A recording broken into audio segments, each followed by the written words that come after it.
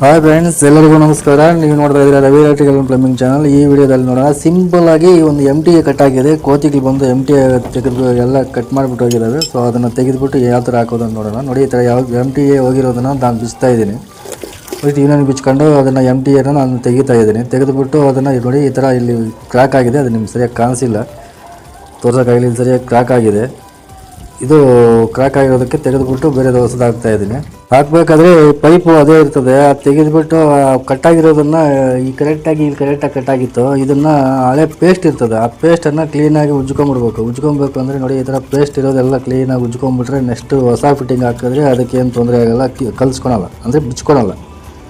ಇಲ್ಲ ಅಂದರೆ 3 ದಿವಸಕ್ಕೆಲ್ಲ ಬಿಚ್ಕೊಂಡ್ಬಿಡ್ತದೆ. ಅದಕ್ಕೋಸ್ಕರ ನಾನು ಇವಾಗ ಪೇಸ್ಟನ್ನು ರಿಮೂವ್ ಮಾಡ್ತಾಯಿದ್ದೀನಿ. ರಿಮೂವ್ ಮಾಡಿಬಿಟ್ರೆ ನೆಕ್ಸ್ಟು ಆರಾಮಾಗಿರ್ತದೆ.